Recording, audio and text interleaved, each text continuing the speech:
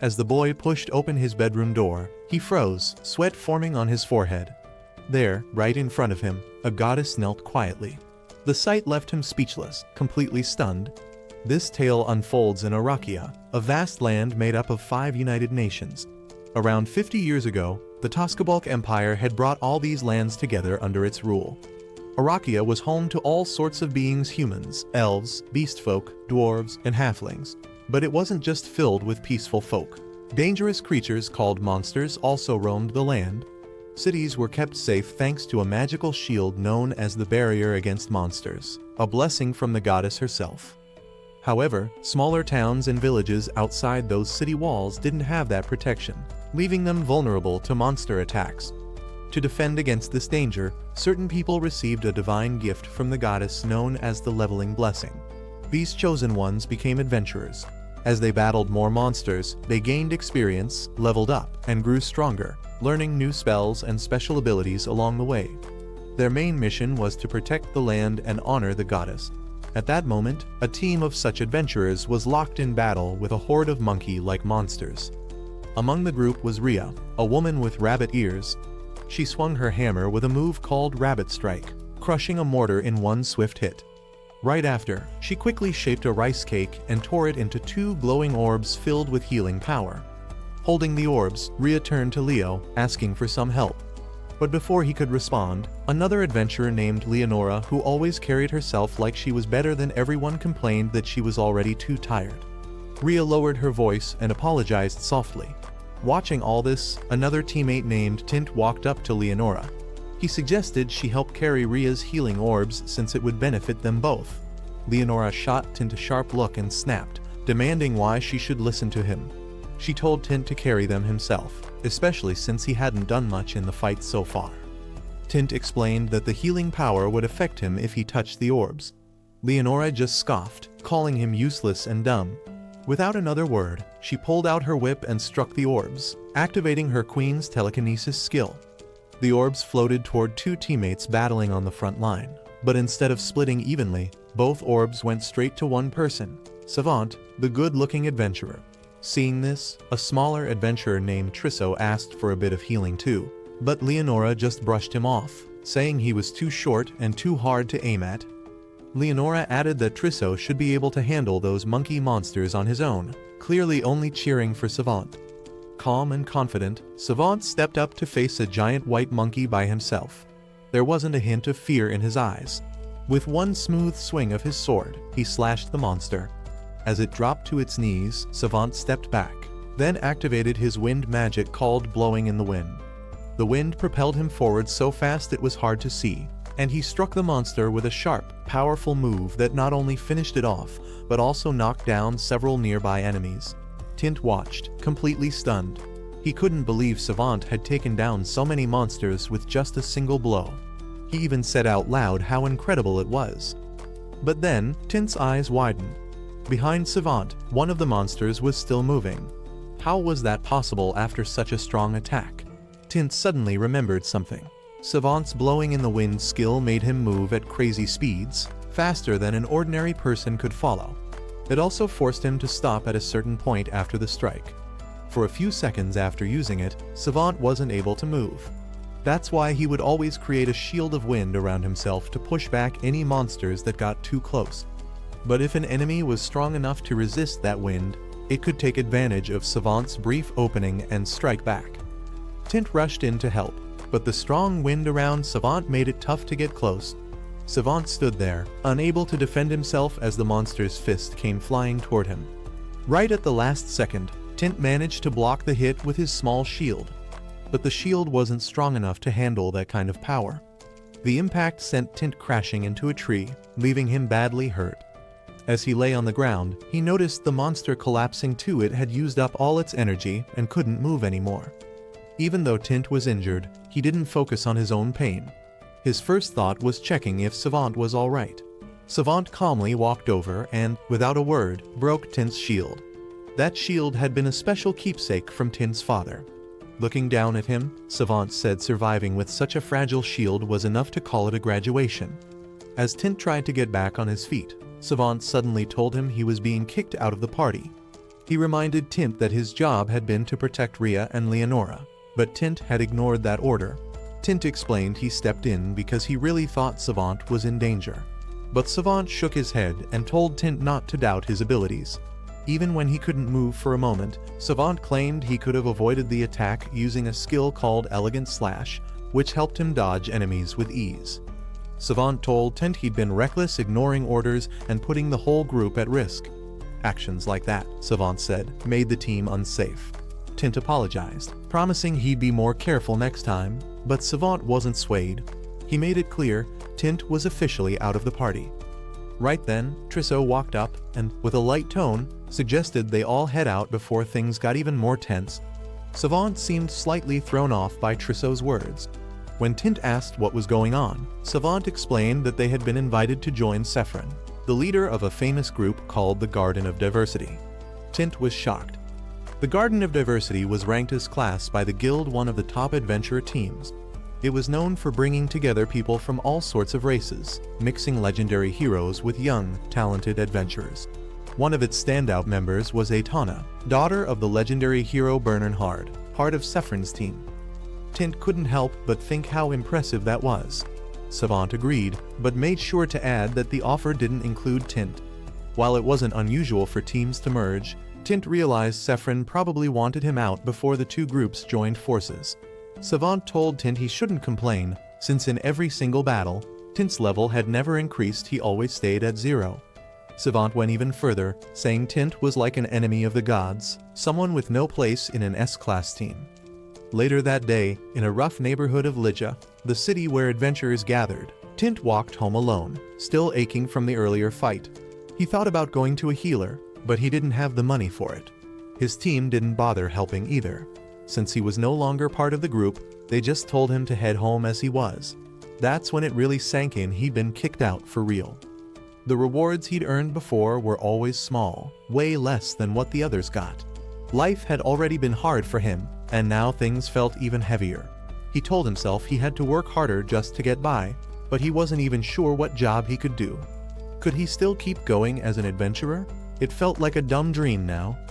Tint had started this path when he was just 13, believing he was giving it his all for 3 years. But after all that time, he was still stuck at level 0. People around him called him God's enemy. Almost everyone in Lygia knew who he was because of that. Lygia wasn't just any city, it was famous for adventurers. Here, the Adventurers Guild held an important event called the Ritual of the Floral Crown. During this ceremony, the goddess Esther would bless adventurers with the leveling blessing, the power that let them grow stronger and fight monsters. But Tint had never received that blessing.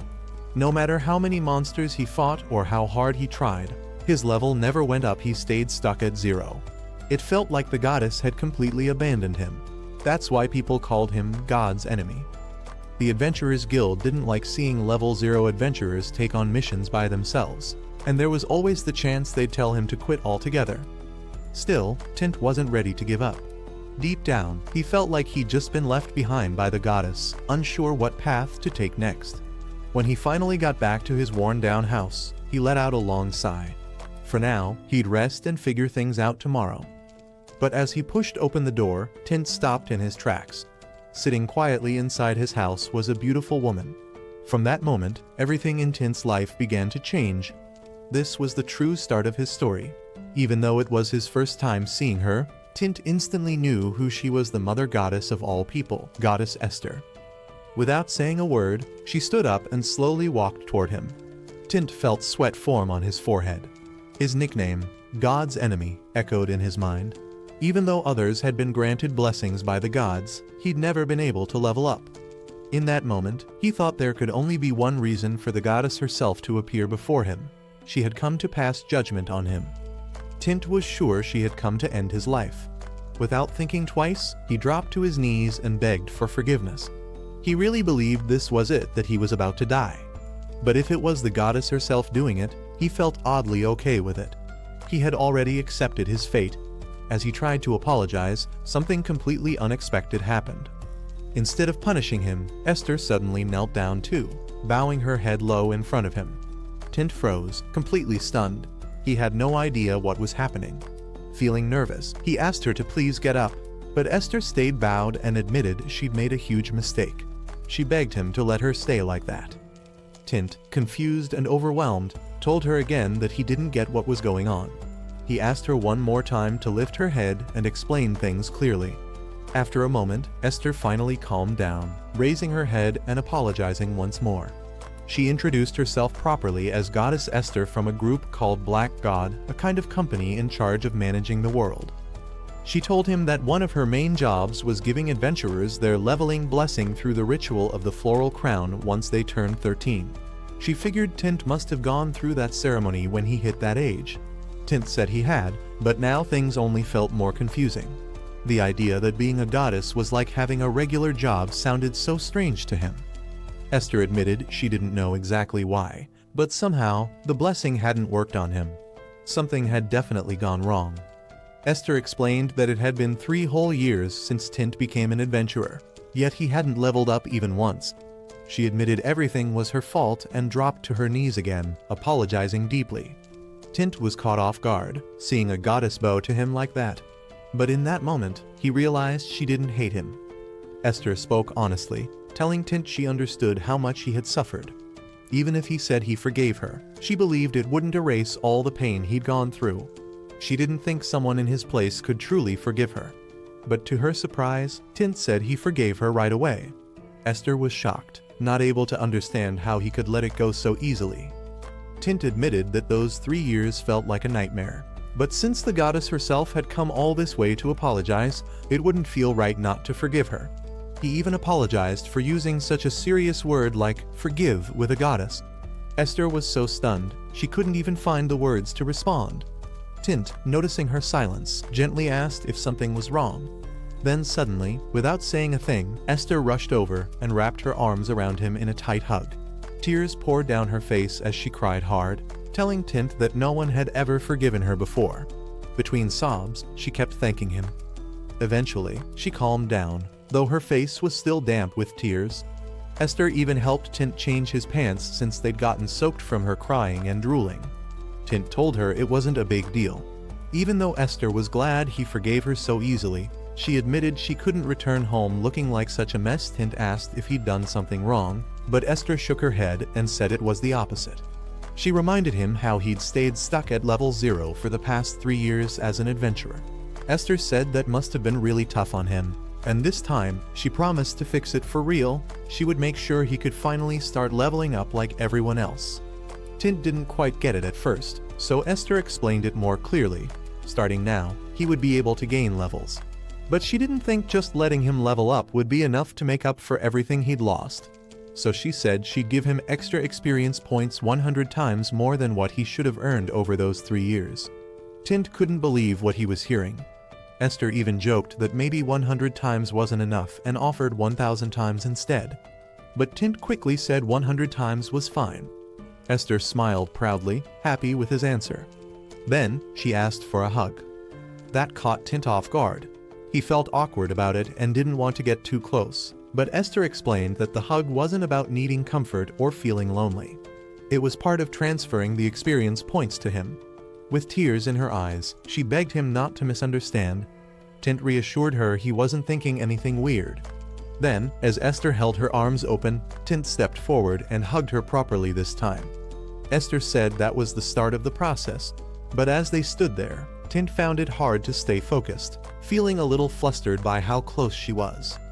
As soon as Esther activated her power, Tint felt something weird happening inside him.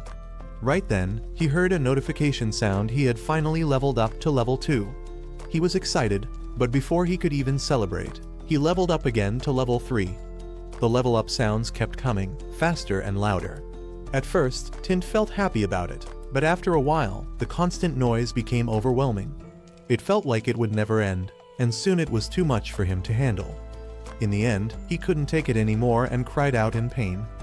The next day, Tint woke up in his bed, his head pounding like crazy. He remembered everything from the night before, meeting Esther and gaining all those levels. Wanting a drink of water, he got up, but instead of stepping on the floor, he accidentally stepped right on Esther's face. Startled, he shouted in shock. Esther woke up, looking confused at first. She thought something serious had happened. but quickly figured out that Tint had just woken up. Tint apologized right away for stepping on her. Esther smiled and told him not to worry. She said she was used to it because she often slept on the floor, and people stepping on her wasn't anything new. Then she explained that during the leveling ritual, she hadn't realized Tint passed out from all the experience points. She just kept sending more without noticing he had fainted. After that, Esther shared something a little personal. It wasn't really about wanting a longer hug. She admitted she had never hugged anyone before and just wanted to remember the moment. Once she calmed down, she asked Tint to check if he had actually received the experience points. Since Tint had passed out, Esther wasn't able to look at his status herself. So, Tint grabbed his blessing book and opened his status window. That book was used to show if someone had passed the ritual of the floral crown, and the guild often used it to see a person's level and skills. When Tint looked at his stats, he completely froze. His level was now 2198. His numbers were all over the place, but everything was way stronger than normal. Even though he didn't have any magic abilities yet, he already had a skill called the One Who Endures, and it was maxed out. At first, Tint couldn't believe what he was seeing. He stared at the page in shock, then suddenly shouted without thinking. In the background, Esther looked super proud. Tint couldn't wrap his head around it. Reaching level 2198 seemed unreal. He remembered that the famous hero Bernhard was said to only be around level 300. Most people believed hitting the thousands was something that just wasn't possible. Tint's stats didn't just look high, they seemed unreal. The numbers were so big that he could probably beat top-level demons without needing help from magic beasts or dragons. Even his skill, the One Who Endures, which he had always thought was kind of useless, was now maxed out. Tint stared at it all, completely lost. Esther glanced at his blessing book and smiled. She was happy that Tint had finally leveled up properly. But Tint, still confused, pointed out that something felt off. His stats didn't seem normal. Even with 100 times more experience, he thought there was no way he should have reached such a crazy level. In his old team, Savant was their strongest member at level 40, and Savant could already handle most monsters on his own. So how could Tint suddenly be in the 2000s? Esther gently explained that leveling up wasn't as simple as multiplying numbers. In their world, it got harder to level up the higher you went. The amount of experience needed stayed at 100 points each time, but your level affected how much experience you earned from monsters. For example, a level 1 adventurer would get way more experience fighting a monster than someone at level 100 battling the exact same monster. That's why moving from level 1 to 2 was way easier than leveling up from 100 to 101. Esther also pointed out that Tint had spent all this time stuck at level 0, even while fighting tough monsters. So when he finally started gaining experience, all of it hit him at once. And with the bonus of 100 times more experience, reaching around level 2000 wasn't as crazy as it first seemed. Esther gave Tint a tired smile, her face showing dark circles from overworking herself. Tint stared at her for a second, then dropped to his knees and said a sincere thank you. Esther's face turned red as she told him there was no need to thank her since everything had been her mistake to begin with. But Tint said he believed that if a goddess chose to do something, then it must be the right thing. Hearing that made Esther's heart feel heavy and light at the same time. She thanked him back and apologized again. After that, the room fell quiet. Neither of them really knew what to say next. Tint started wondering why Esther was still there. He had checked his status already, and surely someone as important as her had things to do up in the heavens. But right then, a loud growl came from Esther's stomach. She quickly apologized and admitted she hadn't eaten anything since lunch the day before. Tint was pretty surprised to find out that even a goddess needed food. Curious, he asked what she'd eaten, and Esther casually said she'd had some herbs. When he asked if she meant the regular kind of herbs he knew about, she nodded. She explained she'd spotted some green plants growing out of the ground and figured they were edible. Tint couldn't believe it. A goddess eating random plants? That didn't seem right. But then he figured maybe they were some special kind of divine herbs, something way fancier than normal food regular people ate. After all, he didn't think goddesses would eat ordinary meals. Still, Tint decided to offer her breakfast as a small way to show his thanks. Honestly, he expected her to turn him down, but to his surprise, Esther happily agreed. So much for his plan to get her to leave sooner.